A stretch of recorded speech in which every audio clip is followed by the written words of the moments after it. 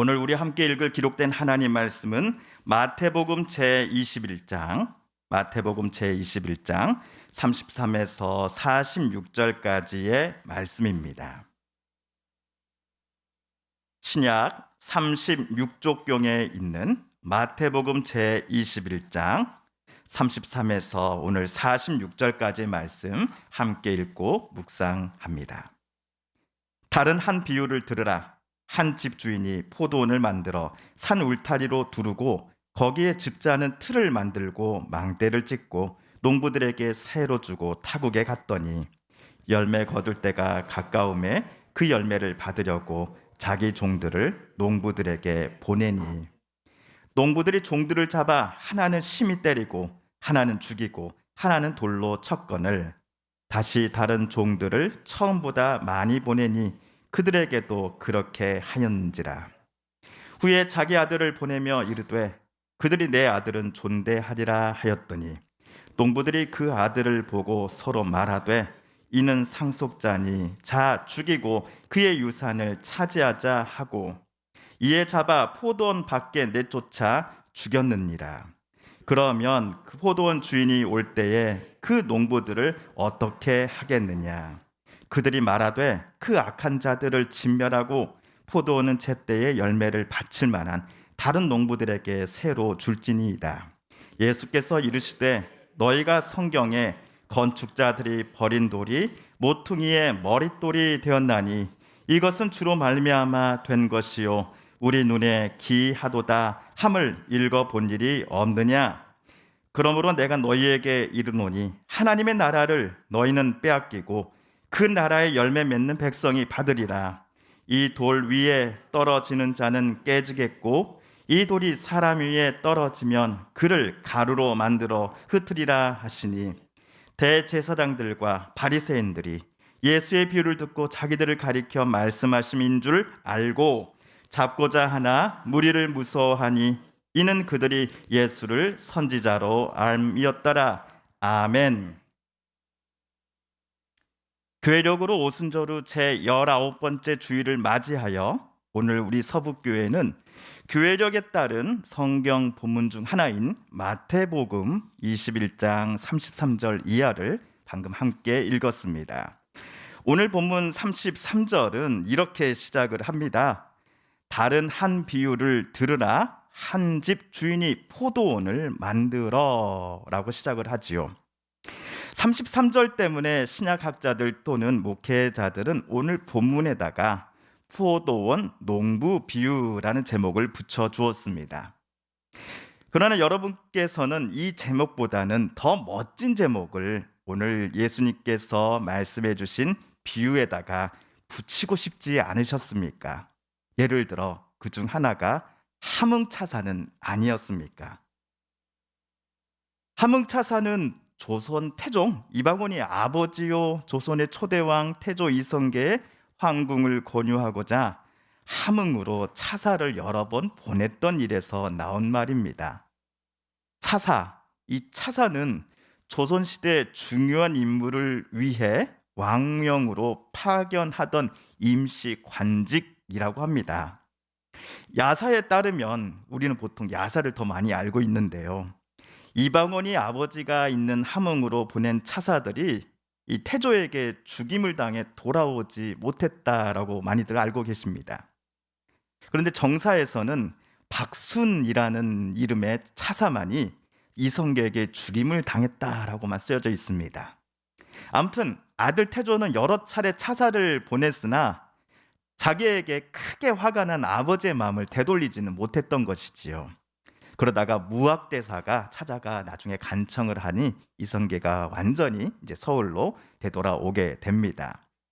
자, 이처럼 함흥차사는 보낸 차사가 함흥으로 떠났다가 그 뒤로 한양으로 되돌아오지 않았던 것을 사람들이 가리키는 말이었습니다. 그리고 나중에는 한 번 간 사람이 돌아오지 않는다거나 아무 소식도 없이 꽤 오랫동안 그렇게 이 소식, 그 사람에 대해 소식을 알 수 없을 때를 가리켜서 우리들은 함흥차사이란 말을 사용하곤 합니다. 이런 점에서 오늘 성경 본문인 포도원 농부 비유를 우리가 읽을 때에 하뭉차사라는 사자성어를 저와 여러분이 떠올렸을 것입니다. 자, 오늘 비유를 조금 더 자세히 살펴보도록 하겠습니다. 비유 속의 주인공 한 명은 어떤 집 주인이지요. 그는 포도원을 새롭게 만들었습니다. 그리고 외국에 나갔습니다. 타국에 머무르는 동안 최근에 만든 이 포도원을 자기 대신 잘 관리할 수 있는 농부들을 집주인은 직접 뽑았습니다. 내가 없는 동안 이 포도원을 잘 부탁합니다 라고 그 농부들에게 말하며 집주인은 오늘날로 치면은 인천공항에서 비행기를 타고 타국으로 출타를 했을 것입니다.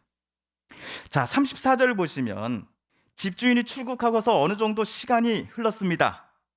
그때 집주인은 야, 우리 집 포도원에 포도가 정말 가득하겠지라고 생각을 합니다. 34절에서 그 열매를 받으려고라는 표현을 표준 세번역 성경은 집주인이 그 소출을 받으려고라고 번역을 해놓았습니다. 제가 볼 때 세번역 성경의 번역이 조금 더 현실적인 것 같습니다. 만약 세번역 성경의 번역이 정말 맞다 한다면 주인은 농부들에게 자기에게 무엇을 보내라고 요청하고 있는 겁니까? 쉽게 말해서 돈입니다. 농부들이 포도원의 첫 번째 수확물을 시장에 팔아서 얻어낸 수익금을 가져오라는 것입니다. 이 돈을 집주인인 자기에게 보내라고 포도원 농부들에게 지시합니다. 다만 집주인이 직접 포도원 농부들을 만날 수 없는 상황이니 현재 외국에서 자기와 함께 있었던 비서 또는 종들을 본국에 보내어 그들로 하여금 자기 대신 포도원에서 난 수익금을 받아오라고 시킨 것이지요. 그런데 집주인이 포도원에 자기 사람을 보냈으나 그들 중 어느 누구도 주인에게 포도원 소출을 가져다 주기는커녕 주인이 머무는 외국 사무실로 되돌아오지도 못했습니다.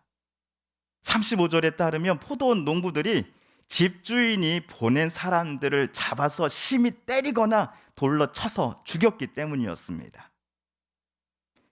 이 소식을 들었을 때 집주인은 큰 충격을 받지 않았겠습니까? 또 이런 생각도 해보았을 겁니다. 혹시 내가 포도원 농부들에게 부당한 지시를 한 건가? 나 갑질 사장인가? 여러분이 보시기에도 그렇습니까? 제가 보기에는 지금 주인은 정당한 요청을 했던 것으로 보입니다. 가까스로 흥분을 가라앉히고 주인은 이번에는 한두 명을 띄엄띄엄 보냈던 것과는 달리 한 번에 많은 사람들을 포도원 농부들에게 보냈습니다. 좀 숫자를 보면은 얘네들이 좀 겁을 먹겠지 하는 마음으로 말이죠. 하지만 이번도 소용이 없었습니다. 주인이 보낸 사람들 모두를 포도원 농부들이 죽이고 말았기 때문입니다. 이런 점에서 오늘 비유는 태조 이방원 때의 하뭉차사 비슷하다 할 수 있겠네요. 물론 오늘 비유 속 이야기가 하뭉차사 이야기와 다른 점도 분명히 있습니다. 하뭉차사에서 차사를 아들 태조 이방원이 아버지 이성계에게 보냈죠. 반면 오늘 예수님이 해주신 이야기 속에서는 차사라 할 수 있는 사람들을 누가 보냅니까? 포도원 주인이죠. 집주인이 차사라 할 수 있는 사람들을 자기가 고용한 포도원 농부들에게 보냈습니다. 이것 말고도 두 이야기 사이에 차이점이 몇 가지 더 있습니다. 아들 이방원은 자기 아들 중 단 한 명도 함흥에 머무는 이성계에게 보내지 않았습니다. 자기가 보내는 사람마다 다 아버지에게 죽임을 당했기 때문에 이방원으로서는 절대로 자기 아들을 함흥에 보내지 않으려 했을 것입니다. 아버지가 아무리 저렇게 좀 화가 많이 나 있으셔도 자기 손주는 다른 차사들 때처럼 죽이지 않고 잘 봐주시지 않겠어 와 같은 생각을 이방원은 단 한 번도 해보지 않았던 것 같습니다. 이에 반해 오늘 예수님이 들려주신 비유 속 집주인은 자기 아들을 호랑이 굴과 같은 포도원 농부들에게 보내고 말았습니다. 주인의 기대와는 달리 농부들은 주인의 아들을 보고서도 여태까지 보여줬던 그 악한 마음들을 전혀 바꾸지 않았습니다. 주인의 상속자인 아들을 죽이면 본인들이 여기 포도원의 새로운 주인이 될 수 있을 것이다 라고 판단하고서는 아들을 붙잡아 어떻게 했습니까? 포도원 밖으로 끌고 나가 그를 죽여버렸습니다. 이 점이 하문차사의 이야기와 오늘 비유 속 이야기가 서로 다른 점이지요. 그리고 또 다른 점이 있습니다. 이방원은 자기 아버지에게 보낸 차사들이 험한 꼴을 당했다고 하여서 자기 아버지에게 직접 찾아가지는 않습니다. 하지만 오늘 비유에서 포도원 주인은 외국에서 본국으로 되돌아가서는 포도원의 그 악한 농부들을 가차없이 진멸해 버립니다. 그리고 집주인은 이번 기회에 자기가 세운 이 포도원을 잘 관리하고 그곳에서 난 소출을 제때에 정직하게 자기에게 가져다 줄 새로운 농부들을 뽑아서 그들에게 자기 포도원을 새롭게 맡겼습니다. 그렇다면 포도원 주인과 그 포도원의 악한 농부가 등장하는 오늘 비유 속 이야기를 예수님은 왜 제자들에게 말해 주셨을까요? 이 질문에 우리 답하기에 앞서서 비유를 다 듣고서는 갑자기 이를 바득바득 갈고 주먹을 쥐고는 부르르 떠는 사람들이 그 자리에 있었다라고 마태는 썼습니다. 우리 45절과 46절을 함께 읽어볼까요? 시작. 대제사장들과 바리새인들이 예수의 비유를 듣고 자기들을 가리켜 말씀하심인 줄 알고 잡고자 하나 무리를 무서워하니 이는 그들이 예수를 선지자로 암이었더라. 아멘. 대제사장과 바리새인들은 예수님이 방금 말씀해 주신 이 비유 속 이야기에 등장하는 여러 인물들 중 하나가 본인들을 염두에 두고 있다라는 것을 금방 알아챘습니다. 대제사장과 바리새인들로 하여금 혹시 저거 우리 이야기 아니야? 우리를 염두에 두고 하는 이야기 같은데? 라고 생각하게 만든 등장인물은 다음 중 누구였을까요? 1번 포도원 집주인, 2번 그가 맨 처음 뽑은 포도원 농부들, 3번 이들에게 주인이 보낸 사람들, 4번 집주인의 아들. 1, 2, 3, 4번 중 몇 번일까요? 누구일까요? 몇 번이요? 2번입니다. 대제사장과 바리새인들은 2번 포도원의 농부들처럼 본인들을 매우 악한 사람들이라고 예수님이 만민 앞에 말하고 있다는 것을 쉽게 눈치챘습니다. 그래서 당장 그 자리에서 예수님을 저들은 붙잡고자 했습니다. 하지만 워낙 많은 사람들이 그 당시에는 예수님을 무엇이라고 생각했기에, 선지자로 생각했기에 저들은 예수님을 체포하려는 마음을 즉각 실행에 옮기지 못했습니다. 자, 그렇다면 이제 저와 여러분이 오늘 비유 속에 등장하는 나머지 인물들이 각각 누구를 암시하는지 우리 함께 다음 빈칸을 한번 채워보도록 하겠습니다. 자, 그러면 제일 먼저 포도원 주인은 여러분에게 누가 연상되십니까? 하나님 아버지가 연상되시죠. 다음으로 포도원은 하나님 나라입니다. 그러면 다음으로 주인이 악한 포도원 농부들에게 보냈던 수많은 사람들은 누구였을까요? 이사야나 예레미야 같은 구약의 선지자들, 또는 예수님 때의 헤롯의 악함을 강하게 비판하다가 회개하라고 외쳤다가 교수형을 당했던 세례 요한과 같은 사람들을 가리킵니다. 마지막으로 집주인의 아들로서 결국엔 포도원 농부들에게 붙잡힌 바 되어 아버지의 포도원에서 내쫓김 당하고 그리고 죽임을 당한 사람은 누구를 암시할까요? 예수님을 암시합니다. 그런데 앞에서 사람들은 예수님을 누구라고 생각했다고요? 선지자 중 한 명이라고만 생각을 했습니다. 또한 제자들이 이 비유를 예수님께 들을 때만 하더라도 예수님은 아직 십자가에 달려 돌아가시기 돌아가시지 않을 때였습니다. 설마 예수님께서 죽으시겠어? 라고 제자들이 반신반의하던 때였던 것이죠. 그러므로 오늘 이 비유를 말씀해 주신 이유는 바리새인과 대제사장들과 같은 그 당시 종교 지도자들을 비판하시기 위함 때문이기도 하지만, 더 나아가 앞으로 예수님께서 짊어지고자 하시는 그 십자가 죽음의 길을 인정하지 않으려고 하는 예수님의 제자들에게 오늘 이 이야기는 결정타가 되었을 것입니다. 또한 그동안 예수님은 자기가 하나님의 아들임을 아무에게도 알리지 말라고 하셨습니다. 그러나 오늘 포도원 주인이 맨 마지막에 악한 농부들 곁으로 보냈던 하나님의 아들이 바로 예수님 자신이심을 오늘 이 비유를 통해 예수님은 최초로 만방에 선언하십니다. 이 비유 때문에 예수님이 붙잡히셔서 신문을 받으실 당시에 제사장으로부터 이런 말을 들었던 것이지요. 예수께서 침묵하시거늘 대제사장이 이르되 내가 너로 살아계신 하나님께 맹세하게 하노니 내가 하나님의 아들 그리스도인지 우리에게 말하라. 저를 포함해 많은 분들이 오늘 이 비유 속 이야기를 듣고서 또 보시면서 이렇게 생각하곤 하셨을 겁니다. 오늘 비유의 제목이 포도원의 악한 농부들입니다. 이전까지 예수님을 만나기만 하면 괴롭히고 예수님 힘들게 하고 심지어 예수님을 잡아 죽이려고 했던 당시 종교 지도자들 향해 예수님이 오늘 비유를 사용하셔서 멋진 한 방을 날리신 것 아닙니까?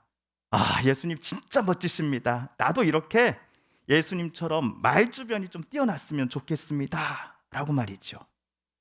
아니면 41절을 보시면서 어떤 분들은 이렇게 해석하기도 합니다. 예수님 말씀처럼 하나님은 유대인이 아닌 이방인들에게 또는 유대교인이 아니라 오늘날 같은 기독교 교회 성도들에게 하나님 나라를 맡겨주시고 보여주셨다라고 말입니다. 그런데 사랑하는 성도 여러분, 여기서 잠깐 오늘 비유의 맨 처음인 33절에 다시금 주목해 주시겠습니까? 악한 농부들이라고 하지만 이야기 맨 처음부터 그들이 악하다라고는 쓰여져 있지 않습니다. 주인이 자리를 오랫동안 그토록 비울 수 있었던 것은 포도원을 그가 뽑은 농부들이 잘 관리할 수 있을 것이다 라고 하는 주인의 믿음이 있었기 때문이었을 것입니다. 그러나 이들 농부들은 집주인의 신뢰를 오히려 악함으로 대갚았습니다. 게다가 본인들이 포도원 주인 행세를 하고자 합니다. 포도원 농부들은 집주인이 보낸 아들을 죽임으로써 자신들이 포도원의 새로운 주인이 되었어라고 생각했습니다. 이 세상에서 내가 하나님을 제일 잘 그리고 정확하게 잘 알아라고 자부하던 그 당시의 종교 지도자들의 모습이 비유 속에 나오는 주인이 맨 처음 믿고 고용했으나 나중에는 악한 모습으로 변해버린 포도원 농부들과 같다라고 오늘 비유를 통해 예수님은 주변 사람들에게 말해주고 계시는 겁니다. 그런데 혹시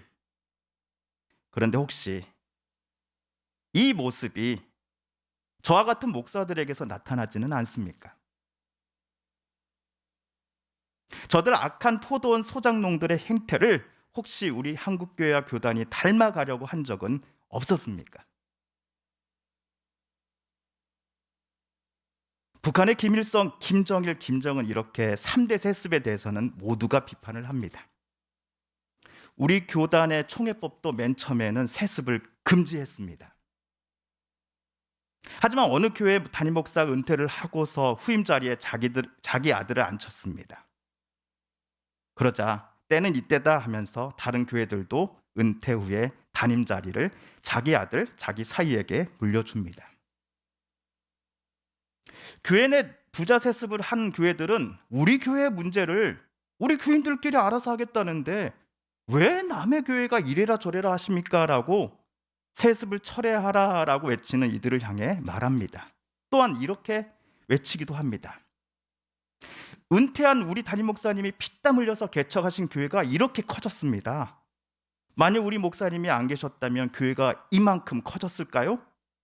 그러니 후임 목사를 정할 때에 은퇴 목사님의 의견을 다른 사람의 몇 배는 더 중하게 받아들여야 하는 것 아닙니까? 또한 은퇴 후에 우리 교회가 한 단계 더 성장하려면 우리 교회의 상황을 가장 잘 아는 분이 새로 오셔야 하는데 그분이 바로 은퇴 목사님의 아드님 아니겠습니까? 라는 논리를 교회 부자 세습을 정당화하려는 분들이 사용합니다.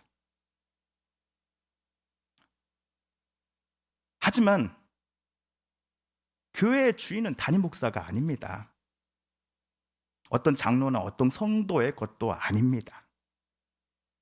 우리는 요즘 아이들 말로 정말 귀에서 피가 날 정도로 교회의 주인은 하나님이시다라고 들어오지 않았습니까? 오늘 비유로 말해보자면 목사와 성도 모두는 교회라고 하는 아름답고 귀한 하나님 나라를 잘 관리해야 할 공동 청지기입니다. 그리고 교회라는 귀한 공동체의 청지기인 목사와 성도 모두는 예수님을 닮아가면서 살아갈 때 생겨나는 그 성령의 아름다운 열매들을 교회의 주인이신 하나님께 올려드려야 하는 사람들이어야 합니다. 하지만 어느 순간부터 이들이 교회의 주인이 되려고 하며 어느 순간부터 누군가가 교회의 소유권을 주장하는 순간부터 그들은 교회의 주인이신 하나님과 맞서 싸우려는 사람으로 변해버릴 것입니다. 아무리 하나님에 대해 많이 알고 있고 아무리 신앙생활을 오래 했고 이 세상에서 성경에 대한 풍부한 지식이 둘째 가라면 서러울 정도의 사람이라고 할지라도 그들이 오늘 비유 속의 농부들처럼 본인들이 하나님 대신에 주인이 되고자 한다면 그들에게 주님은 오늘 43절에서 하셨던 말씀을 똑같이 하실 것입니다. 함께 읽어볼까요? 그러므로 내가 너희에게 이르노니 하나님의 나라를 너희는 빼앗기고 그 나라의 열매 맺는 백성이 받으리라. 아멘. 이번 주 다음 주로 인해서 제가 우리 서북교회에 온 지 몇 년이 된지 아십니까, 여러분? 정확하게 6년을 채웠습니다. 6년의 시간이 확 흘렀습니다. 어제 일 같죠? 근데 벌써 6년 전에 제가 여기에 한번 청빙 선교 하겠다고 여러 번 앞에 덜덜덜 떨면서 설교했던 게 바로 딱 6년 전입니다. 그런데 우리 서북교회 제가 이 담임 목사로 오기 전에 있었던 교회 연세 있으신 어르신 몇 분이 저만 보면 꼭 이렇게 말씀하시곤 했습니다. 저는요, 목사님, 꼭 큰 교회 가는 큰 목사 되게 달라고 늘 하나님께 기도해요. 제가 키가 작아서 그런지 성도 수가 한 1000명 정도 되는 교회에 가게 해달라고 기도하시는 건 아니었을까 하는 생각을 해봅니다. 물론 그분들이 정말 저를 사랑하신다라는 것은 분명합니다. 하지만 사랑하는 성도 여러분, 여러분 앞에 서 있는 임 목사가 진실한 하나님 나라 일꾼으로 늘 살아가도록 여러분 늘 기도해 주시기를 부탁드립니다. 또한 온라인으로 함께 예배드리는 성도님들 계신다면 여러분이 속한 교회 목사님들을 위해서도 같은 제목으로 기도해 주십시오. 목사가 욕망과 명예, 돈과 권력에 취해서 살아감이 아니라 하나님을 진심으로 경외하고 두려워하면서 성령에 충만한 사람이 되도록 기도해 주십시오. 왜냐하면 저도 분명 사람인지라 잠시라도 딴 생각을 품을 때 악한 농부와 같은 모습으로 주인이신 하나님 앞에 돌변할 수도 있기 때문입니다. 진실되게 어떻게든지 주의 말씀 붙잡고 살아가려는 목회자들을 여러분 응원해 주시고 기도해 주십시오.